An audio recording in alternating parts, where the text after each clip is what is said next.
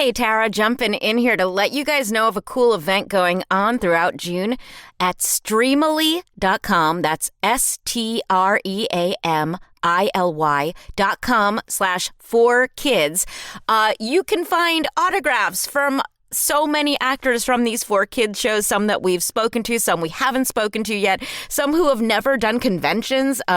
Really cool opportunities to get autographs from characters that you might have grown up with. Again, that's Streamily.com/4kids throughout June. Check it out and happy shopping. When it comes to love, you know it makes life worth living.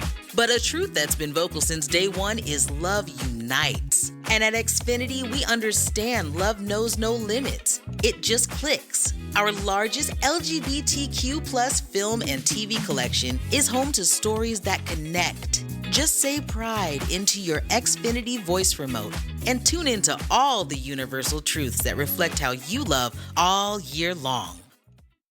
Welcome to 4Kids Flashback.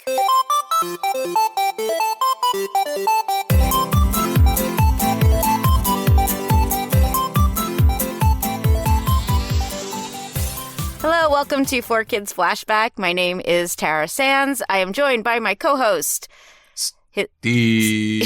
Sorry, I'll say that again. Wait, no, you're Steve. good. We have. Oh, okay. It sounded like I went Steve. It did. You know what? We have not perfected this intro yet, Steve. After all these months, because everyone's different. Everyone's different. I'll let you say your name now. Okay, Steve Yurko. There we go. Welcome to our show. We have a great guest today for you, Chris Collet, who was an actor and a voice director. And I always love the hyphenates because they have really cool insights into both sides of working at 4Kids. Absolutely. You know, we want to know why I'm excited.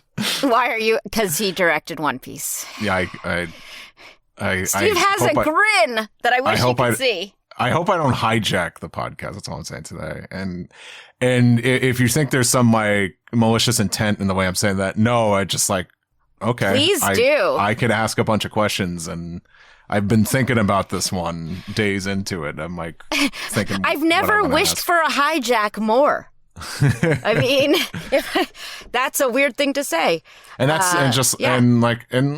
and that's assuming Chris will remember a bunch of stuff. I don't know what he'll remember, but it's always it's a crapshoot sometimes because it's been a long time. It's been 20 years. It's almost 20 years since that dub premiered. So hopefully he has a memory like a steel trap and remembers everything. I want to get to the podcast business because I read something cool that I wanted to share with you. I know, we're always begging you guys to subscribe, rate, and review. And I wanted to give you a really good example of what a really nice Apple Podcast review can be like. And I wanted to shout out I'll be honest, some of them are from people I know. This one is not. So I just wanted to give a shout out to Glam Anime Fan, whoever you are, gave the podcast 5 stars and said, if you grew up on the anime titles from the 90s to early 2000s, do not skip this podcast. It's got insightful discussions with professionals, writers, engineers, and producers about an era of animation that began in the Western United States. I grew up on Saturday morning cartoons. To know the behind-the-scenes moments has been fascinating and a great learning experience. You won't be disappointed. Glam Anime Fan, I could not have wished for a kinder review. It's almost as if I willed it into existence. Why? Was this from your mom or something? No, I'm saying it feels like something I would have exactly told someone to write. So I really appreciate it. It was simply glamorous, to say the least. Yeah. So glowing review. Listen, if you want to write something great like that, we might read it on the air. So I just want to encourage you guys to write nice things about us. Maybe that's what we got to do. I'm like, it's so sad. Write us a review, and we'll read it for everyone to see. If you make it rhyme, we'll definitely read it. Oh boy. Oh gosh. Yes. Write your rhyming reviews on Spotify, Apple Podcasts. Haiku if you wanna. Haiku, please send us a haiku. Yeah. So that was I wanted to make sure I got that out. Also, something else that someone pointed out, I believe it was on we talked about this on the panel we did, but someone pointed out that some of the reasons standards and practices were so tough during these years is because this was all right after 9/11. And we hadn't talked about that on the podcast, and I wanted to just remind people of the timeline that we're talking about. And we were in New York during this time making these shows, and I think probably a lot of children's shows overcorrected just to make things as least violent as possible, or that could be misinterpreted or whatever. It doesn't explain the lollipops, but still. That's just normal standards and practices. But I know, I'm just curious if like these shows being produced in New York especially had an effect on that. Like, I'm just wondering if maybe like the people in New York were even more sensitive to it than the rest of the country, but it's possible. I don't know where standards and practices would have been located, which again, if you are someone who worked in standards and practices at a network, we'd love to talk to you. Yeah. Because it doesn't have to be Fox or CW or anything. Just, no. Yeah, getting some insight on that side of things would be fantastic. I believe that I did hunt down the person who did work with 4Kids in standards and practices, and I've tried to add them on LinkedIn, and they have a pretty common name, or common enough that I can't find them other than that. But hopefully I can actually find that exact person, because why not? If we can get them. Yeah. Maybe they're listening right now. I doubt it. Because they had to watch these shows then, and they probably weren't happy about it. So, yeah. But what can you do? Yeah. What else? So, what else? Patreon. We have go to our website. Go shopping for merch. But you're here now, and that's what's important. Yeah, I think we should also plug our like social media accounts. You know, we're like on anything at this point. Twitter, Instagram, TikTok. Threads. Sort of. Kinda. We're not using it as much, but who knows? Yeah, it's just at 4Kids Flashback. And sometimes the discussions on there, like sometimes something will start, like we'll post something and it will start a conversation, which is always really fun among the people listening. And I do love to see you guys interact with each other. So that is awesome. Also on our Patreon page, you can find discussion like that as well, which I like, just being a fly on the wall listening to you guys talk. So, but let's hear Chris Collet talk. He has entered our Zoom waiting room. Let's let him in. Okay.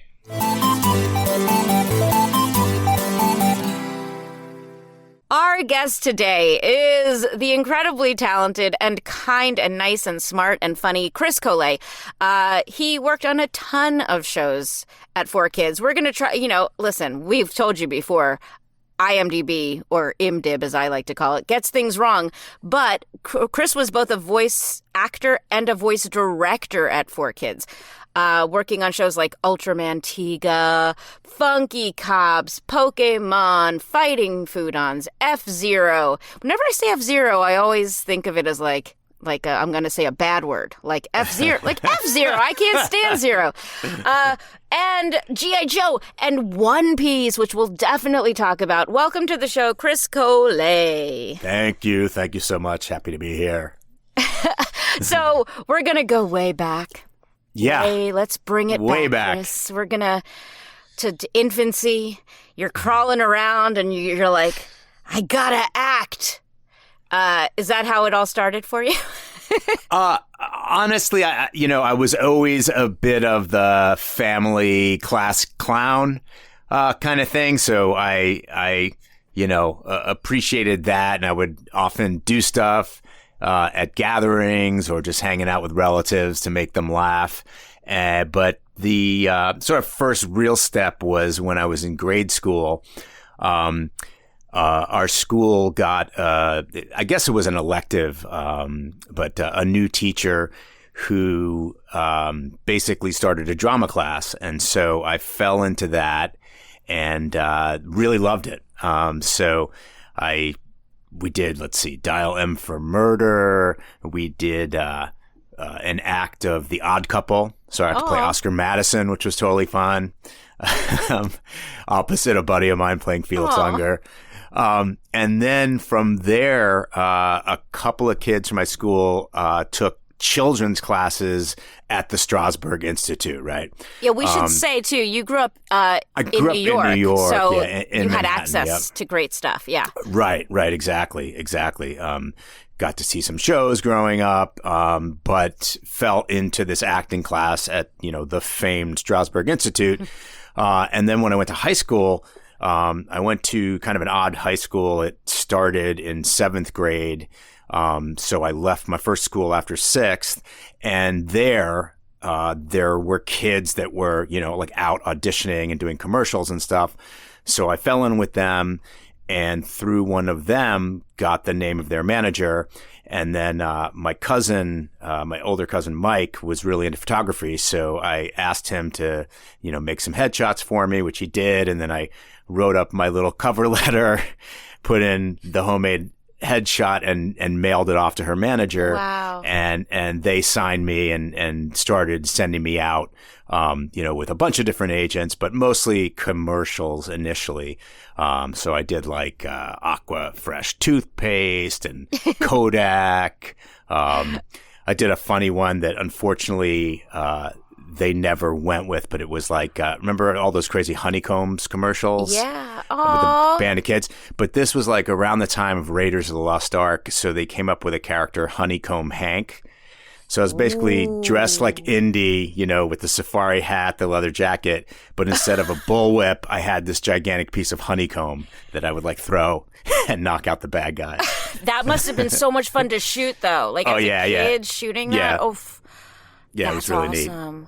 neat. Really neat. And then, it was great too, just being around the old school New York character actors and learning so much, even just physical stuff. Like I did this one Roy Rogers spot that was like for, the new Roy Rogers bacon double cheeseburger.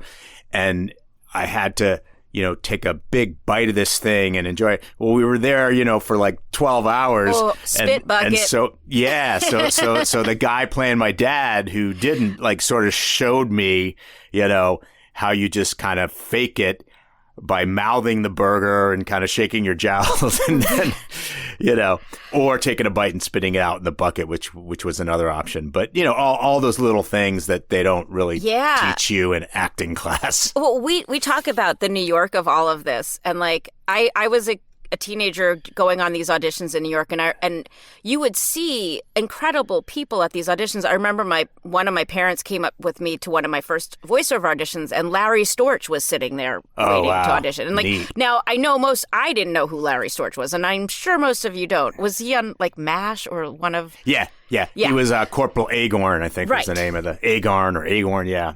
But those are the kinds of people we would see at just like our voiceover auditions, or totally. And then, Chris, you actually became like a child star. Yeah. Let's embarrass you. Let's make you uncomfortable. Let's get real, Chris. Before we go there, I do want to also say, yes, that would happen to me. And like, I would go to these VO or commercial auditions and see these people that were like my idols growing up. Like there was one guy, I don't know why I'm blanking on his name right now, but he was one of the stars of the Planet of the Apes TV series. And I was like so into Planet of the Apes as a kid. So I saw him and, everybody else is saying, oh, congratulations on, that stage role you just did or whatever, great movie we saw you in. And I'm like, sir, I just want to tell you, I loved you in Planet of the Apes. Oh, little Chris. I hope that's exactly what you sounded like. Oh. I love that. And wait, did you already know Eric Stewart during this time? Because I know you guys were childhood friends. Okay. Yeah, no, we go way back to like 5 years old. So, I had known him for quite some time at that point already.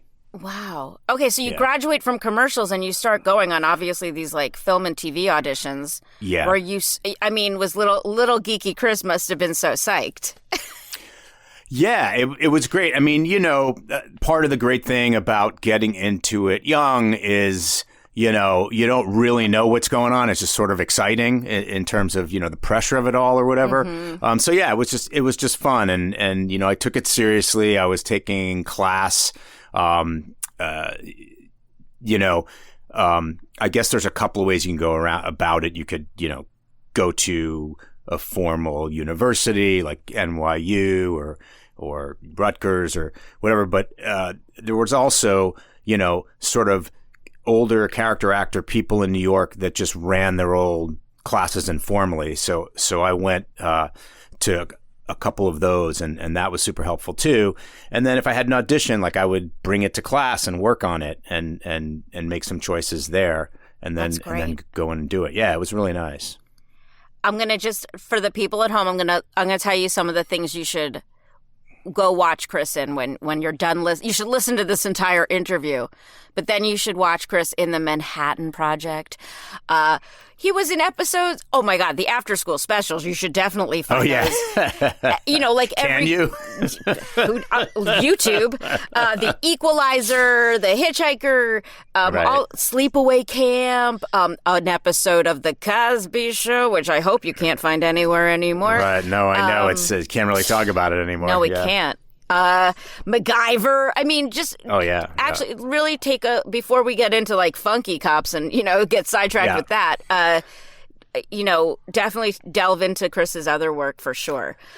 Sure. And now we'll spend the rest of the time talking about Funky Cops.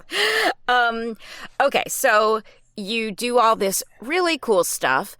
Your buddy Eric Stewart, I think was your way into 4Kids. Am I right about that? Yep, exactly. Like, as I mentioned before, Eric and I were childhood buddies, and he, for a long time, worked at a VO studio that did a lot of commercials, and so I'd occasionally see him there. And then he moved over to 4Kids and just called me up one day, to kind of come in and audition for some stuff, which I did. And then that led into him lamenting, to me, oh, geez, this is great, but we're so busy. I don't know. We're looking for people. And I was like, I'll put up my hand to volunteer. So that was really how I wound up, getting a shot at directing there. Oh. And then it went well. And, because as you well know, the company, was successful always, but expanded a lot when they decided to take over that block. Yeah. So it was like suddenly they had to become a studio, right? So yeah. So I kind of hit that at the perfect time. Because you were directing pretty early on there. That's what I was going to ask you, like the order of things. Did you book your first acting role there before you were directing Ultraman? I may have, done one or two little things, but it really came out of, just Eric explaining to me, hey. You mean Eric was whining about something? It's impossible to believe. Can you believe that. it? No, I don't want to say whining, but just to saying, hey, this is what's up. And I was like, hey, I'd be interested. So that is how it came about. And so, yeah, it was really pretty quickly after I walked through the doors of that place that, I basically did a test. Eric sort of showed me the ropes. And then if I remember correctly, they brought up some video, maybe it was Yu-Gi-Oh, whatever it was. And then Norman came in, and sat there in the control room, which he wasn't intimidating at all. And I just showed them that, I understood what was going on. I was good with working with actors. And that led to, the Ultraman Tiga gig, which, we didn't record at 4Kids. We actually recorded it at Taj. Yes, which I'm sure you've talked about in the past. Oh, yeah. But that's not an easy first show to do. Like, that is, for a first-time director, like, listen, it's hard enough matching animated lip flaps, but... Yeah. Matching human people? Yeah, well, it came to me naturally. I hear what you're saying. I mean, maybe part of it was that as an actor in some of those projects that you had mentioned, I had done a fair amount of looping myself. Right. So I think that probably helped. Like there's always sound issues. Once the whole shooting is done, you have to come back. Hopefully not too extensively, but almost across the board, always a day or two of coming in and fixing stuff where they didn't have like a good, clean day of shooting, recording of it. Yeah. And so it was all the same process. Just instead of an animated image, you're looking at, the actual film image of yourself. But it's the same deal with the headphones and the beeps and the timing. So that may have, given me a leg up on the Ultraman Tiga stuff. Oh, yeah, that does make sense. It's funny. We do get questions from fans for this show. And one of them was kind of like, what does a voice director do? And I realized that in all this time, we really haven't broken it down. So I'd love to kind of do that with you, like the order of how things happened there. Like Sure. when you were brought into the process, what your relation, who you work directly with and all that stuff. Right. So you get assigned Ultraman. What kind of happens? So what happened at 4Kids particularly, and look, that as I know you're well aware, there's all different ways that it happens. 4Kids didn't do a bunch of animating to previous recordings. I mean, they did do it a little bit with Later. Teenage Mutant Ninja Turtles, which is, the way a lot of the big budget Hollywood movies are done. So the animators can kind of match the lip flap to the previously recorded dialogue. But at 4Kids, most of the time, they would acquire a show, be it from Japan or France or who knows where, Italy, I think with Winx Club. Yep. And, if I would say, I don't know for sure, it wasn't my department, but I think uniformly they would kind of tweak the scripts, right? So they would take the original, and at 4Kids for the Japanese anime stuff, they had bilingual people on staff who would be looking at the original script and do what they called a transliteration. So, basically like kind of a word for word of the original script into English. That then would be handed off to the writing department for that show, right? And then they would look at it. Now, obviously, I guess it can be somewhat controversial with the fans, but, there's a different set of standards in terms of, what was allowable for kids' TV. Yeah.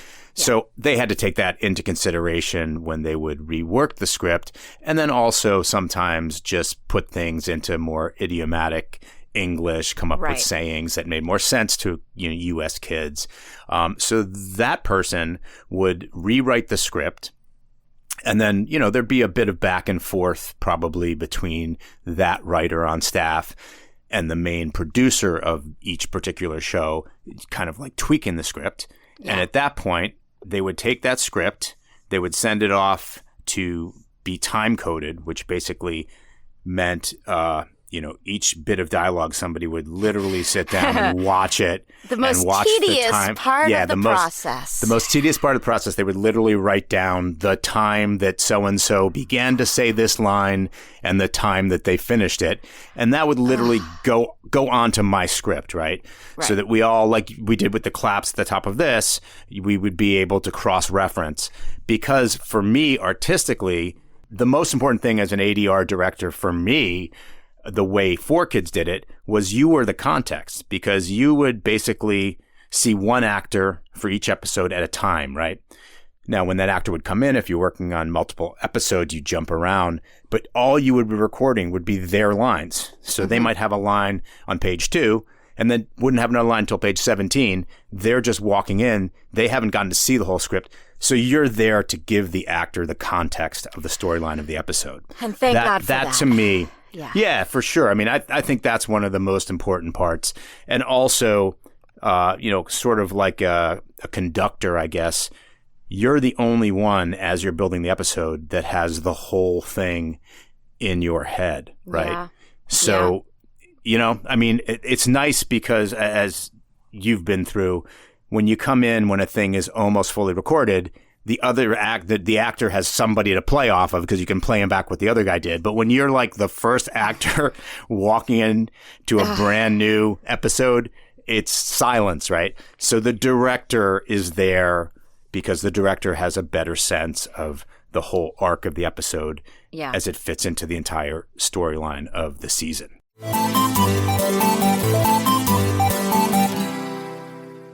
Hey, Tara here. Just want to let you guys know that Steve and I will both be heading to some conventions near you, hopefully soon. Steve will be at Anime Expo in Los Angeles, July 4th weekend. He'll have a booth there, so go say hi. He'll also be at Anime NYC, August 23rd through 25th.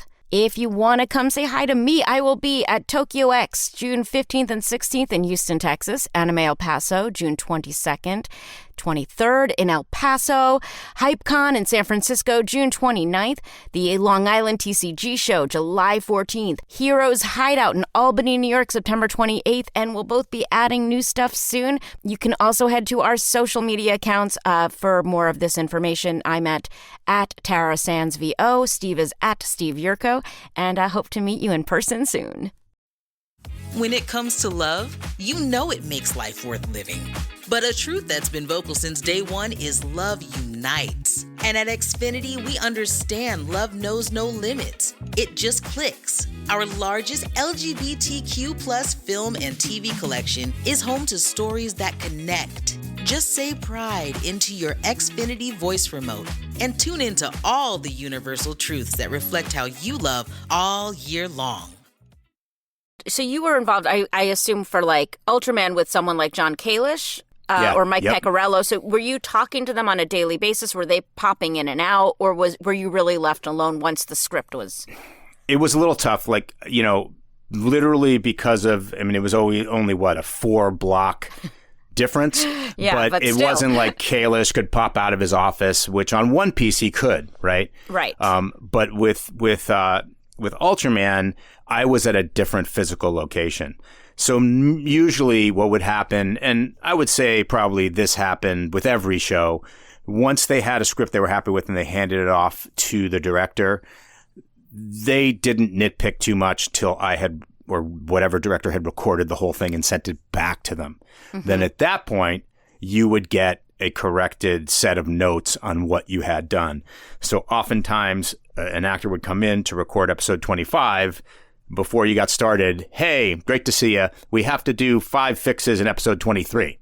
Right. And that's how you would tweak stuff before it We was ready for should say that he is not specifically talking about those episodes because there are some lost episodes. You were just randomly saying numbers. I just picked a number. Picked a number out of a hat. Yeah, you were about to get a lot of email about that. Right. Because there are some episodes that never aired of Ultraman, and we have one of them. Oh, great. It's been like, you know, a treasure hunt for some of this lost media. So if you just happen to be sitting on some of it wherever you are living, you should definitely share it with us. Yeah, I'm not, unfortunately. I don't have any, you know, there's no vault at the Collet household with old Ultraman Tiga episodes. But geez, somebody must have them. Let's get them out there. Well, Mike Pecorello had some. Oh, great. Yeah, he did. He's the one who had a few, but we're told that there's like this place called Iron Mountain Storage where things usually go to die. Oh, yeah. Right. But we don't have access, and we don't know who actually has ownership of these things. You know, the other thing with Iron Man is they're also a shredding company, so hopefully that didn't happen. Oh, that's good to know. Very interesting. Yeah. This is a place called for those of you who don't know what we're talking about, it's called Iron Mountain Storage. It's a storage facility, but I would assume it's like that show where if you haven't claimed your locker, people go and bid on it. So like Storage Wars, like that. Like, yeah, right. Storage Wars. Yeah, maybe somebody bid on it and somebody has all those episodes. Who knows? Oh, wouldn't that be cool? All right, Chris, we should not talk about Storage Wars. That is a different podcast that I might want to host. Yes.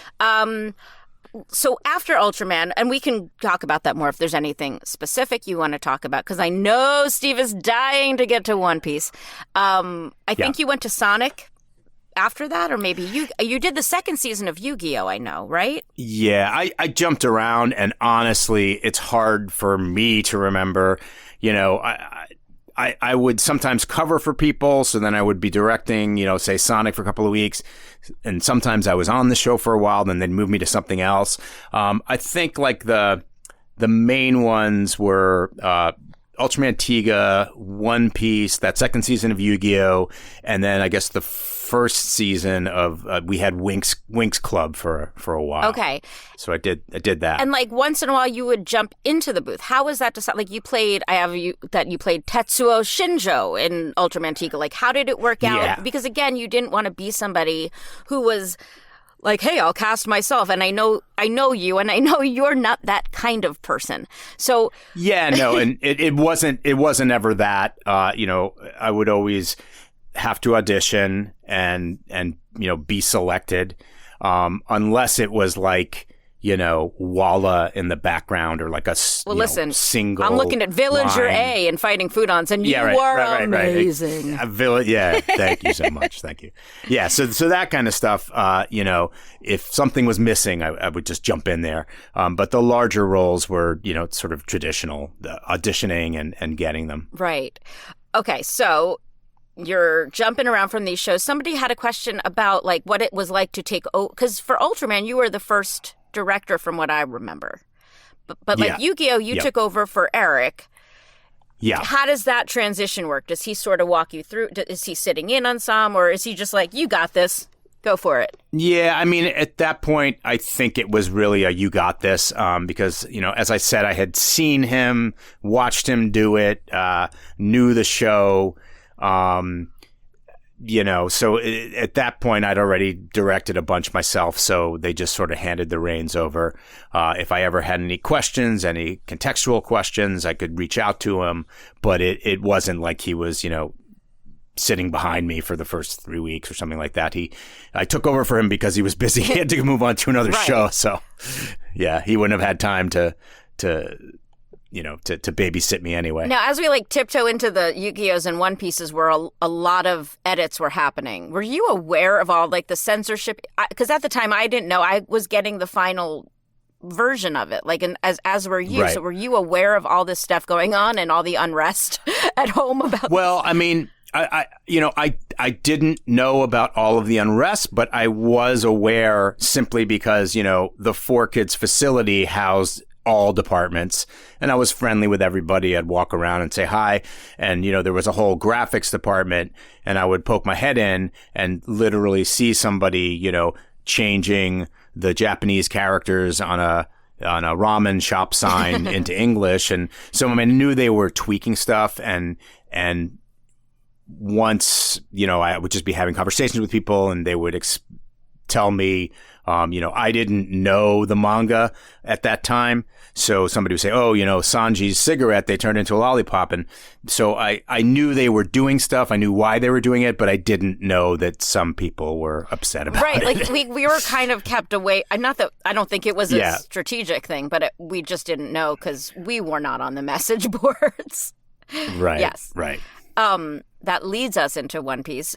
Steve, like, where do you even want to begin with this? Because we've heard that you have a better memory. So we talked to John Kalish, who unfortunately does not remember a lot of things that happened during that time. Oh, wow. Yeah. Really? So, I mean, again, it's been 20-something years. I don't blame him. Yeah. It's been a long time. Yeah. So you get assigned this thing. I'll start off, I guess, Steve. Like, when did you realize, oh, gosh, this is not a children's show? Well, it pretty much from the get-go in terms of, and again, we tried to, I guess, I don't want to say sanitize it, but make it not as violent, as maybe the original. But clearly, every episode, there's like a gigantic battle and, swords. So, I knew that it dealt with adult stuff. And just literally the images from anime, to me, a lot of them look pretty adult. So if I could recall when we talked with John Kalish, I asked him, like, was this presented to you as like, this is going to be like this is a hot property. This is going to be a big thing. This could be the next big thing. And Kalish just said, no. And I wanted to ask you the same question. Were you aware like of this show, like what the show was in Japan, or was it just another day at the office? I had heard rumblings, but I didn't understand at that point what a huge worldwide phenomenon it was.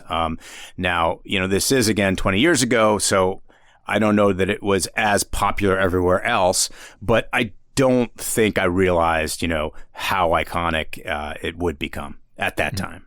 We couldn't Google and also, it. Well, you could Google it. Well, not then. You wouldn't find too much results. I don't think Google was there. We would have Yahoo'd it. I mean, I don't even know. I don't want to ask. Yeah, ask Jeeves. We would have Jeevesed it. Oh, yeah, ask Jeeves. We would have asked our friends on Friendster or MySpace about it, and then, And like I said, forgive me, like, I'm trying my best. Like, I don't want to ask anything too specific because, it's a lot of time, but, going from there, I'm just curious. Did you have like any part in casting the show at all? Or I mean, no, absolutely. Yeah, I mean, so one of the things, because I don't know if it was because of the nature of 4Kids or whatever, but basically the ADR directors ran their own casting sessions. So, I definitely, had a big hand in the casting. I would bring in all of the actors, read them, and then in terms of what I'd send to the producers, it would really be the selects that I thought were right. For one character, maybe 6 or 7 guys. And then at that point, they would come back with a choice and, I'd be like, hey, awesome. Or we could discuss if, I didn't think that was the right person. I was very involved with the casting and tried to, no pun intended, cast a wide net. Womp womp. So, at certain points, I contacted the people who ran the NYU acting program, would take suggestions from friends, and then just had, because of my personal acting background, a large Rolodex of people, who were excellent actors. So, I was very hands-on with the casting of everything that I worked on there. For sure, yeah, especially with One Piece, like as I look through the cast list of that, there was a lot of people. I mean, a lot of these actors were on 4Kids shows, but I think you really, you were utilizing a lot of people that probably just throughout New York, while I think some of the other shows had like a much kind of smaller kind of rotating cast. There's a lot of people, like I think, unfortunately with this podcast too, a lot of people ask us, oh, you should interview this person. And some of these actors, kind of like One Piece was just their one thing. Yeah. So. Yeah, no, I mean, that's something, look, it's 4Kids was a pressure cooker. Like we had to crank out 2 episodes a week. And that particular type of VO acting, it's not easy, musicians tended to be really good at it because of the rhythms involved, but it would take a while for somebody to get up to speed. So I think that played into a lot of why, there seemed to be an insular rotating cast of, again, no pun intended, characters at 4Kids, because like they could get the job done, they could get it done really well, and they can get it done quickly, right? And that unfortunately was part of what was going on there. But John Kalish and I think, did make a, I don't want to say concerted, but we did make an effort to just expand the boundaries. And as it turned out, I found some guys that wound up then rotating into other 4Kids shows as well, just to kind of expand the gallery of people that we could use. So that being said, John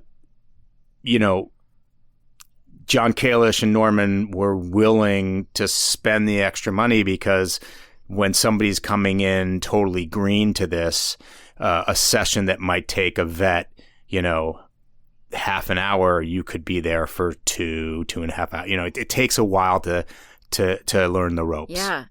This is not unique to One Piece, but I know like the accents in that show and some of the voice decisions. Yeah. Were you making those? Right. I know you weren't making final decisions, but I think Kalish said that some of the accent decisions came from him, or. Yeah, I think as far as I remember, like I would, we would try stuff. I would try stuff, have people audition to try stuff. But I think some of the more extreme ones were maybe John's idea. Yeah. as far as I remember. Yeah. There are some extreme decisions in that show. I might as well get this one out of the way. Yeah, and what? This is just cute, and I'm not trying to like pin the blame on anyone. I'm just Sanji was one of the pivotal characters. Yeah. I'm curious if was that more of a Kalish or was that more of a Collet? It's an interesting question because I don't want to throw anybody under the bus, but also some actors just make crazy choices in auditions, and sometimes they roll the dice and it works out. So I would have to go back and listen, but I have a feeling that might have been David Moo, like just trying something out. Yeah. Mm-hmm. Yeah. No, I don't mean that. I mean it might have been David who came up with it when he read for it, and Kalish heard it and was like, "Oh, yeah, let's do that." Yeah, like, and when you got to think about if he's making a final decision and he hears 5-10 guys who all sound the same, and suddenly someone's doing something different. Right. And you don't know. And again, we didn't know how big certain roles were going to be. Like, that's the other thing. You're like, oh, that's a funny voice for this episode, whatever, it had been, or whoever it was in any show. And then you're doing it for 2 years. Yeah. I mean, we were talking to Jonathan Todd Ross, and he's like, oh my God, I never would have done this voice. I didn't know how big this role was. I can't sustain this voice. Right. So. Right. It's good that you brought that up too, Tara, because I'm curious. I forget which who we talked to was saying I think a couple people might have said they weren't getting that many episodes ahead of time to just know where the story was going. Do you recall at all how much you were given to know how many episodes you were given in advance? Oh, zero. Unless I had taken it upon myself, to go read the manga and see what happened. And honestly, it was just a question of we didn't have time to look at anything except, it was crisis management basically. Yeah. Mm-hmm. Maybe Friday night you would get the 2 episodes you had to record for the following week. Oftentimes not. Or actually, I guess that's not true. I would get them. What I would get is I'd get at least a breakdown of who I was going to need for the following week. Maybe mid the previous week, and then I would have to request all the actors. Whether or not that came with the whole script, I don't think so. But even if it did, we were so wrapped up in what we were recording that week. I would literally look at the line counts, look at the character name, sit down, type up a request, and send that to Kristen Thorne, who booked all the actors. And then, she would deal with setting up all the recording sessions for the following week for those 2 episodes. So I was really well versed in what I was doing at the present moment, but didn't get a bunch of info on where the story was heading ahead of time.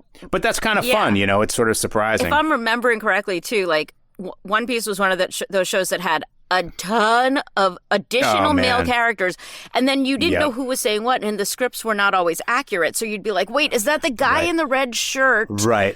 Oftentimes that is true, that you would have, peripheral characters, maybe not total extras, but people that recurred, and they would be named something different in 5 different scripts. Oh, yeah, that's what someone said. They'd be like Pirate A in one script and then Pirate 3 in another. Right. And oftentimes, I mean, that probably had to do because, the writing piece of the puzzle, you had to have several writers on staff and you'd assign them the episodes. And then how was writer A supposed to know that Sailor B, was used to be called Sailor Z? And so sometimes we would catch those errors and I'd have to re-record somebody in a minor role like that because they'd already been recorded by somebody else. Would you say that was the most unique part of the One Piece production on your end, or was there something else about recording One Piece that just really differed from everything else you worked on there, just on a production standpoint?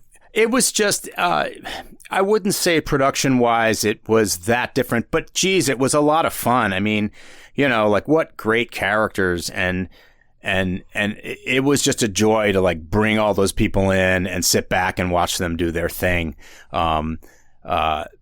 maybe a little bit more than on some of the other shows. And also it was kind of cool to, be doing something at 4Kids for the first time. That was exciting as well. Yeah. We got to talk to Norman a lot about it, and we found out that he did not get to see it. So the acquisitions department got it before he ever got to see it, and he was like, what? Uh-oh. What are we going to do? So, I mean, I guess, the truth is, though, you and I were not necessarily involved in, there were whole story arcs that had to be cut, which we're still trying to figure out why. There's some that seem pretty innocuous that were like, why? Yeah, well, I mean, the issue is probably, U.S., I don't know if it's gotten a little better now, but back then, U.S. standards and practices was so weird. Some of the stuff that they wouldn't allow, that they disallowed, was seemed totally arbitrary, but you just couldn't argue with it. So that probably had a lot to do with why certain storylines that didn't seem, particularly adult or particularly offensive to us, had to go bye-bye. Well, did you ever have to deal with standards and practices? I know Kalish remembered one story about how he was dealing with the Japanese team, and I think the line was something like "good job" or "good work," and he wanted it one way, and they wanted it a different way, and he was like, "No, it's the same thing." They wanted him to re-record it. Or I wish I could remember, but did you? Did that translate down to you? Do you remember having those frustrations? I mean, not really, other than, sometimes, not so much in the show, but I seem to remember we did maybe a couple of video games, and then the Japanese team would come, or at the very beginning, the Japanese team came. And, it's just a little bit, like a dog and pony show, just because, they're all there. You want to make them happy. And so I was, always happy and sort of routinely would do multiple reads of stuff just to give John Kalish options, right? So it wasn't a big deal to me. It didn't take very much time. I mean, one funny story on Yu-Gi-Oh! When I was directing it was, I guess, Robert De Niro's you were there was for that. Big fan of the show. Yeah, I was directing. So he came in with his kid. He was friends, I guess, with Alcon. And, Jay was in there, time to duel or whatever it was. And we did a line and he read it once. And I was like, okay, moving on. And De Niro turned to me and was like, one take? he couldn't believe that we would only do one take and move on. You're the first person that remembers that more specifically. That's really cool. Oh, yeah. I mean, he was flabbergasted. He couldn't believe it. But I was like, I didn't say anything, but I was like, that, you didn't have time to do a whole bunch. But when I could, I would, let the actors have fun. Okay, I'm putting you in record. Give me 3 different versions of such and such a line, just to have some options. You were who was the Robert Downey Jr. character he played? Where it was Ed Wood? You were the Ed Wood of anime. Yeah, the Ed Wood of 4Kids, right?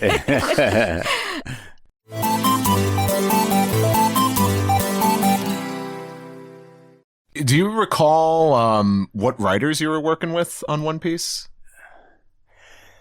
That's yeah. I mean, honestly, I know at least season 1, a lot of it was John Kalish, but I'm not sure. Have you guys spoken to Matt Durdick yet? Yeah. Yes. So he was definitely but he worked on everything. So right, he was just bouncing around like crazy, like everybody kind of was.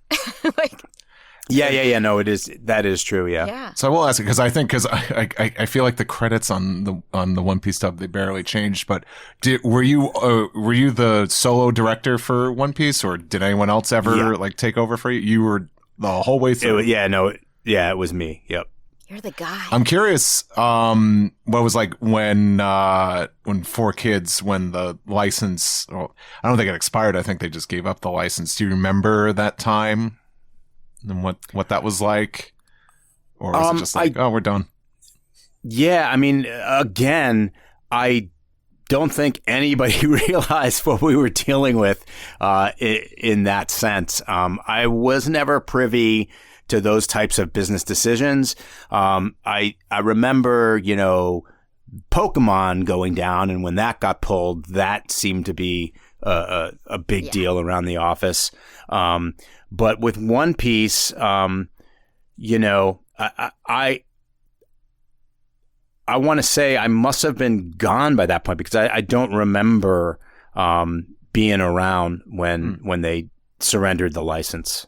So you must have, what it could have been, you maybe like you finished up like the slate of episodes you had, and then it was like, all right, well, we'll call you, when we get more, and just that never came. Yeah, or, I just went and directed what they told me to. So, I know we did 2 seasons of One Piece, and then I moved on to whatever the next thing they needed me to do was. And I don't know if that coincided with them surrendering the license. I don't know the backroom story of that. It was all separate. Yeah, we kind of were just kept out. Eric seems to be the only one who was in those like those more closed meetings. Property meetings. Yeah, he knew a story about envelopes, and I was like, why were you in that meeting? Like, but he just seemed to get into those rooms. And you directed a lot of the. Oh, sorry. I'm going to ask one more specific One Piece question, and I swear to God, Tara, that you could just have this for a while. No, this is just, no. I got ask me as many as you want. I enjoy talking about it. No worries. And feel free. It's like we could cut this or whatever. But like on One Piece too, you like I said, you'd fill in some voices here, and you did play some named characters. You were Mihawk. You were Ben Beckman as well. I don't know if you remember Ben Beckman, but. You were him as well. But there's one character I've always seen this tossed around, and I've never got confirmation on it. And I just want to know, do you remember playing a character named Pearl? Who was Pearl? Pearl sounds familiar to me, yeah. It looked like he wore a giant dish as a shirt, and he had like a big pearl on his head, and he had a surfer accent. All right. Well, if we get you a sound file, you'll be able to confirm. Yeah. Okay. I can tell you. Yeah, if you can find a Pearl sound file, I can. You know what, Tara, take over. Let me do some work. All right, mute so I don't hear your keyboard clacking. So we've all been kind of trying to remember, were the video games recorded in a separate place? Or were they done at 4Kids for the most part? Because you did this. For the most part, they were done at 4Kids, but like on the weekend. So nobody was around except for an engineer, me. Sometimes if it was like a Konami video, they would send folks. So there would be up to 3 or 4 people that came in from California or whatever who would come, maybe not to all the sessions, but to some of them. And then it was just one actor at a time. So it was like 4Kids was basically closed except for us there recording our video game. Did you have a preference what you preferred directing, the video games or the shows? I would say the shows. The video games were pretty tedious. It was, hours and hours of exertions, because as you know, with the way, at least at that time, the video game stuff would work is sometimes they would, cut together different snippets to make an entire sentence. So it was a lot of really short little things, pages and pages and pages. So the shows were a lot more fun. The video games, even for the actors, I think were a bit tedious. Yeah. Yes. I still feel like that. Yeah. It's like we really have no we have not a ton of context in the shows, but then on the games, it's like forget about it.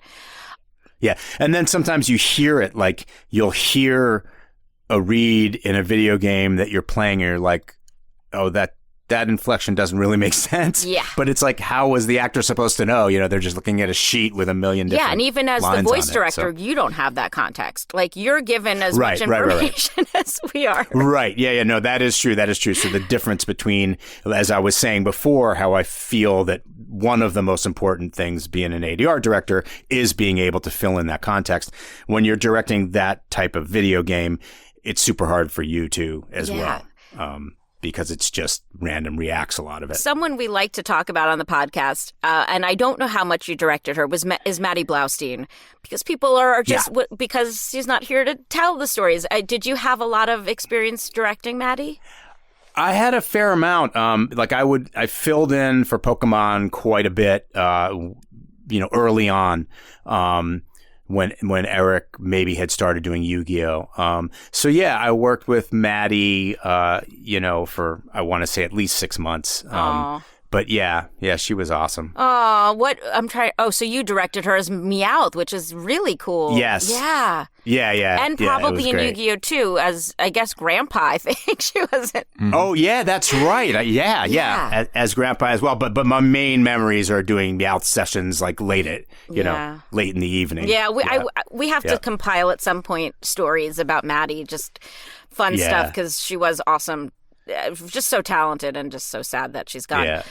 Okay, so that just reminds character. That just reminds me, just those evening records, because that's something like we've heard a bunch of, like, sometimes there was a morning shift of people and there was like a night shift. Were you? Did it fluctuate with you, or were you more of like the nighttime crew, or was it just? It was an all day. Basically an all-day shift. Wow. You had to get your episode done. I mean, the trade-off was that, it wasn't like your typical corporate culture. You could, oftentimes you were eating lunch at your desk just because you were busy. But on the downtimes, they didn't force you to sit at your desk 9 to 5 or anything. So it was a give and take. We normally, wouldn't start till, say, 10 a.m. So that was awesome, too, compared to most people. But if many of our actors had full-time jobs and couldn't do a session other than 6 or 7 at night, and you just kind of did what you had to do to work around their schedule. Yeah. Okay, Steve has put into the chat a voice clip so you can confirm or deny if this is you. Do you know where the chat is on here? Okay. They moved it. Oh, no. Okay, so it's under more where the 3 dots are. Yeah, apologies. It's. I think it's a file you have to. Yeah, you'll have to download the file. But listen, we're getting questions answered. It's like a true crime podcast here now. This is the for the people that know me will know this is the most Steve question Steve is going to ask today. So this is ultimate Steve Yurko. Yeah. Yes. Yeah. Huh. Wow. I hate. Oh well. I hate to say it, but I'm not sure. Like it sounds a little bit like me, but let me dig back through my requests and see if I have anything for Pearl. Wow. How funny. I can confirm or deny if I can find that. I can just let Tara know. It's been inconclusive. Chris says, listen, I'll just fill our listeners in. So we have come back from we took some time. We let Chris listen to a voice reference of Pearl, and as often happens with these things, he's not positive. Sometimes our voices are altered, or we're doing a weird voice and we just don't Sometimes we're such great actors, we can't even tell we're acting. That's it. You're a chameleon, Chris. That's what you are. We can't even recognize ourselves. Oh, you are a chameleon. But definitely, like, at least the top of it did sound like me to me. But let me look at whatever I can and try to figure it out for you. I would, yeah. I mean, a part of it too is just like at one point I've seen people say like, "Oh, that's Dan Green," and like I'll listen. Right. I'm like, that doesn't sound like Dan Green. But yeah. The people that know me are just like, I can't believe Steve is asking Chris Collet this question. That's amazing. Yeah. I mean, like they'll be like, I can believe it, but I can't believe it. But when 4Kids started doing original programming. So again, this is something IMDb has wrong, but we have you listed as doing 70 episodes of Viva Pinata, which I don't think is true. What was your role on Viva? Were you directing Viva Pinata? Were you in it? No. So Eric was directing it, and I think I did some ancillary characters. I didn't have a main role on that one, but I was around, and I might have stepped in for him a couple of times. Oh, okay. I vividly remember like sitting in on sessions and stuff. But I wasn't like one of the main people. And that was a whole different way of working. I mean, that was for me, like when I got to do Turtles, that was like a breath of fresh air to not be locked into lip flap. Right. Totally. That freaking lip flap. Were you there for Chaotic in those shows as well, or were you out of there by that point? I think I might have been around. Hegney did Chaotic, right? Yes, that was a Hegney show. Mm-hmm. Yeah. Yeah, so I was at least around for the beginnings of it. I don't think I had much to do with it, as far as I remember, other than popping into Hegney's office and hearing him talk about it. But yeah, I was gone in like 2007. So a show that we get asked about a lot, and I don't know, it's a blind spot for us, is Winx Club. You mentioned it during the beginning. Do you have any memory? What was your role on Winx Club? Any stories or memories of that time? Yeah, so Winx Club was another one that was a new acquisition that I shepherded from the get-go. So I did all the casting and directed, much like One Piece, that whole season. Okay. So yeah. And then that seemed to be some new people as well. Was that you that brought in a lot of these new people that we hadn't worked with before? Right. Yeah. I mean, I tried again, as I mentioned, to just broaden the landscape of actors. So that and One Piece might have been the times where I would, literally reach out to people I knew to bring in new people, or contact a acting conservatory and, hey, I direct animation. I'm looking for, great up and coming actors. Could you send me some of your best students? Here's Kristen Thorne's number. So yeah, I mean, I was definitely trying my best to find new people, and again was willing to invest the time, to help them with the technical side right. of it. Who are you working with? Who is the producer you were working with on Winx? Now I'm trying to remember who was doing that one. Was it Jim? No, it wasn't Jim. It wasn't Jim. No, I didn't work with Jim. I didn't work with. It might have been Alan. Oh, Alan Kingsburg. Alan Kingsburg. Yeah, we haven't gotten to talk to him yet. That probably sounds right. I know, and I know there's like questions about name changes and things like that. But what was it like going from these very violent, male-dominated shows to a whole different kind? I mean, they still had to make changes in these shows, but they were very different. Was that like refreshing to you, or did you feel like, oh, I miss the action of those other kinds of shows? Oh, no. I mean, it was one of the great things, as you well know, was were so many different,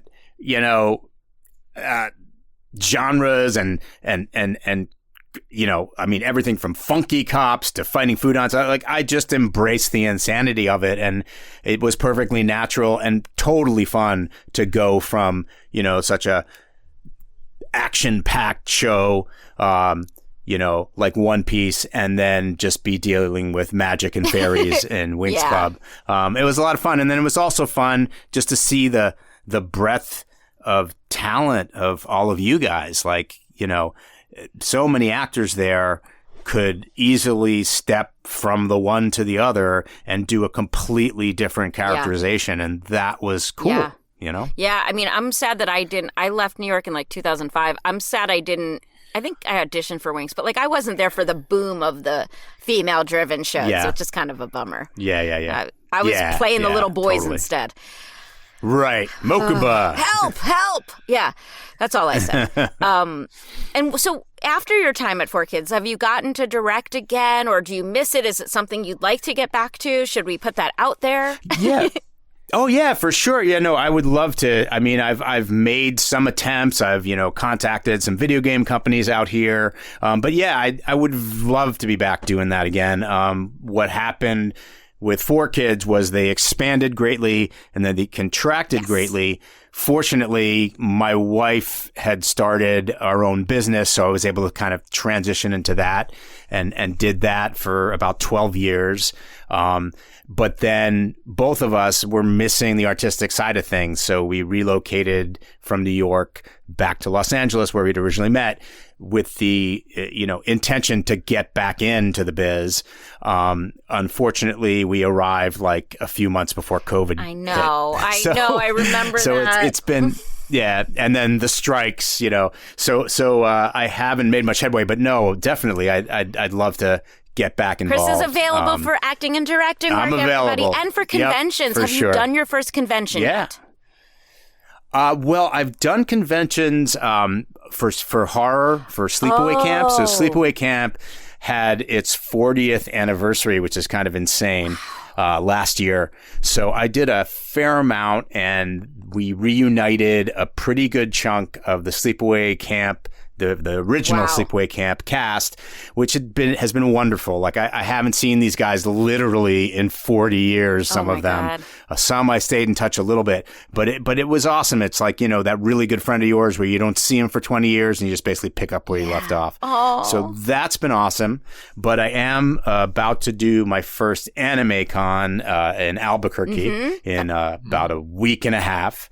So I'm really looking forward to that. And yeah, I hope to become a regular presence at the anime cons. Yeah, and that one's more of a Comic-Con than an anime con. So you'll probably sign Comic-Con. both things. And then there's the anime specific convention. So I'll be interested when I see you in person to talk about the differences between the different conventions, because you'll see it's a totally different fan base for those things. Yeah, no, and so that, you know, I need to learn those ropes now. So yeah, any advice would be appreciated. Yeah, we can definitely talk about that off the air for sure. But yeah, you're gonna get asked like today, you know, a lot. We preface a lot of our questions with, "Do you remember?" The fans at the convention won't preface it with that. They will just say, in episode 7, when you said this. Just be prepared to say, I don't recall, Your Honor. Yeah. No, I have, you know, even though I haven't done conventions for it, I am from time to time, you know, sent a random LinkedIn question. Hey, my name is so-and-so. From Steve. Who played? You know? Steve was the one that probably sent it. Yeah, I might have gotten a copy. No, I've never bothered actors. I've just waited to start a podcast. Yeah. So anyway, but that being said, like, God bless you guys, because otherwise, you know, I wouldn't remember. But when you jog my memory, like, oh yeah, that's right. That's what we're kind of hoping to do with it, you know. Yeah. And also, I mean, listen, and the truth is, the reason I started this show, and I'm glad you're doing conventions now, is because, you know, Eric Stewart and I were out there and we're being thanked or yelled at or whatever it is for these shows, and I know nothing. Like, you're the one that should be thanked and maybe yelled at, but no, but thanked. You know, and it's also the writers and the people whose names people don't know, you know, and that's who I really wanted to call attention to, because they were the ones, you know, adapting this stuff and grueling, you know, sitting with the VHS tapes and the rewinding and writing and I wanted to make sure they got a chance to speak and to try to answer the questions that I can't. So on their behalf, thank you for all those crazy hours you did put into this stuff. And Chris Collet, thank you so much. You have been very patient with us and answered our questions and to the best of my ability. I didn't answer them all. But listen, we're filling in the blanks. You're going to listen to more stuff. We're going to fill out your IMDb. It's going to be a zillion pages longer than it is. And maybe, just maybe, I can figure out who played Pearl and let you know. That's a whole other podcast called Who Was Pearl? Yeah. All right. Thank you so much for your time.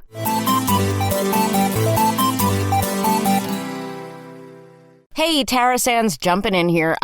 Since we recorded this episode, we learned from Chris Collet that an actor named Brian Maylard played Pearl. So it was not Chris's voice, it was Brian Maylard. We've updated it online wherever we are able to. And we also confirmed from Chris that he did work with real kid actors in specifically episode 24 of Ultraman. We wanted to clarify that with him after our watch party, and he said he got most of the kids from the grade school where he actually went. His mother was still working there, and she put him in touch with the drama teacher. So those are some answered questions we've gotten since we recorded the interview, and now back to the show.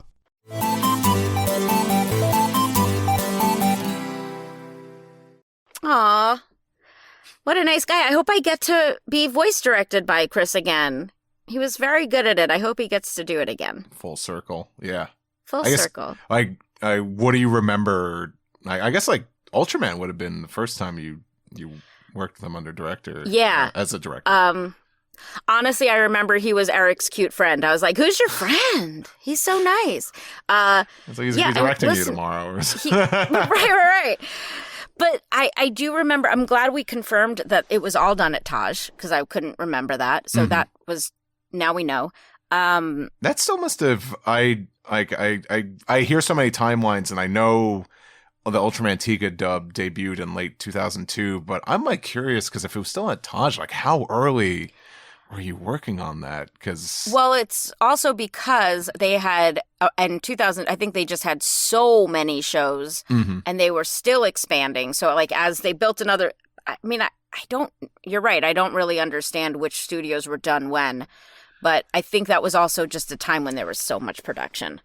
Because again, I remember Tama and friends being there and yeah. So I think it was overflow really. But that, to me, like he didn't seem fazed by it, but God, that seems like a really hard first directing job to be thrown into live action dubbing. Because again, it's just never gonna be the same.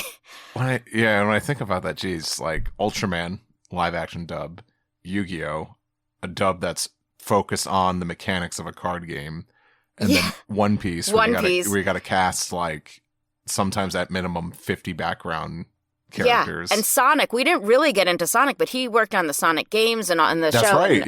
And, we didn't even have time. Sorry, Sonic fans. We'll make sure because we will have more people from from Sonic specifically on soon. But yeah, I mean that's the problem is there's so many shows and not enough time and not enough, memory about this stuff, unfortunately. We should have done the show 10 years ago.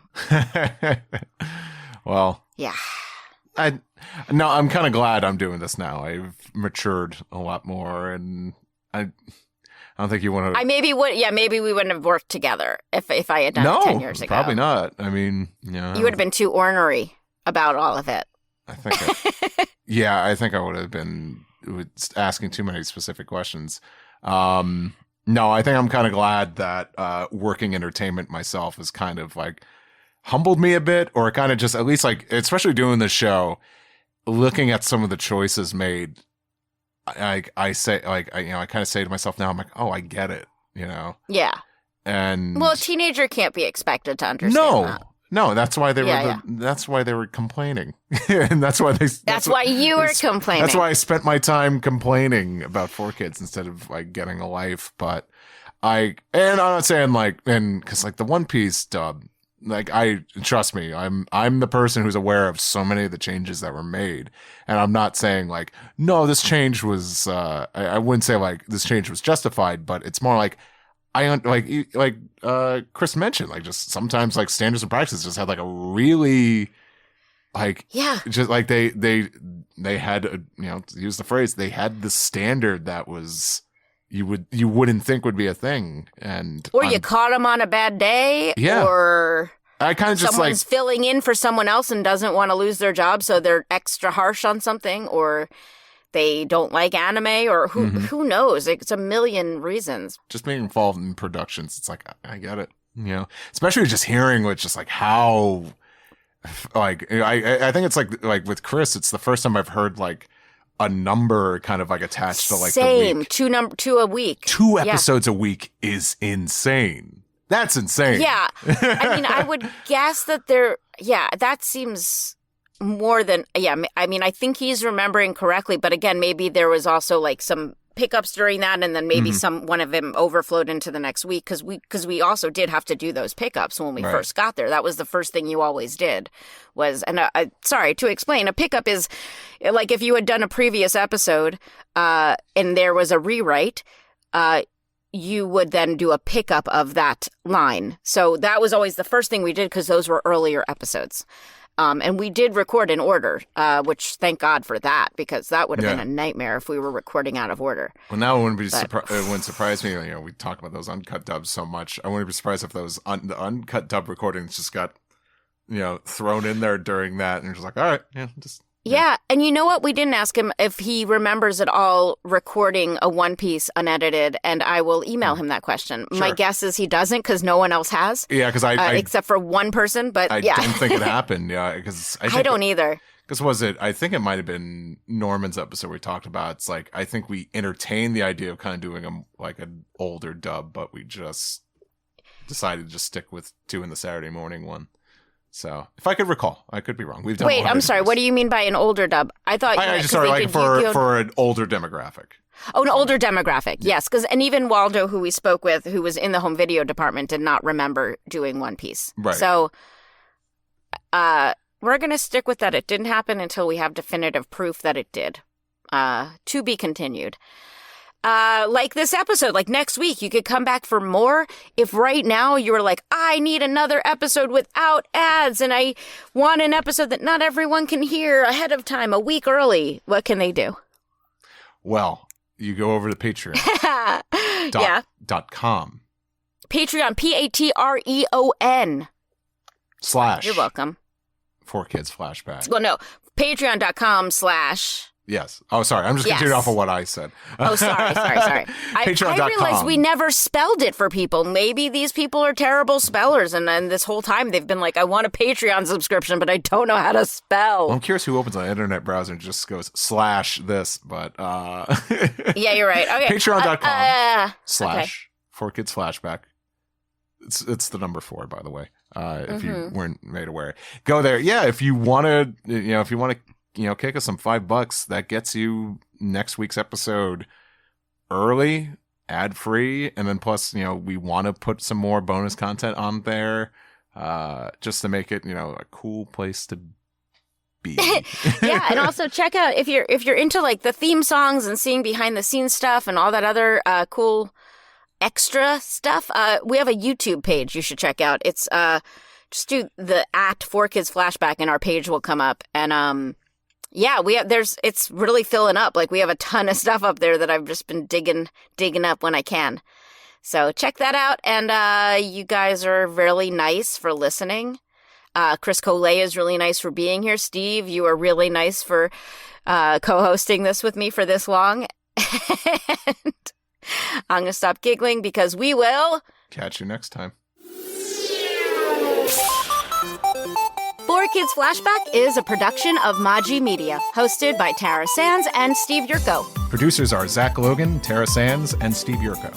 For more information, go to 4kidsflashback.com. That is the number 4. And if you worked at 4Kids and have a story you want to share, please email us at 4kidsflashback@gmail.com. You can find us on social media @4Kids Flashback, and to listen early and ad-free, head to patreon.com /4Kids Flashback. For podcast merchandise, find links on our website and Linktree. As they say on every podcast, if you liked this show, please subscribe, rate, and review, and tell your friends, or 4. If you want to check out other Maji Media podcasts, go to Maji, MAJI.media. Thanks for listening.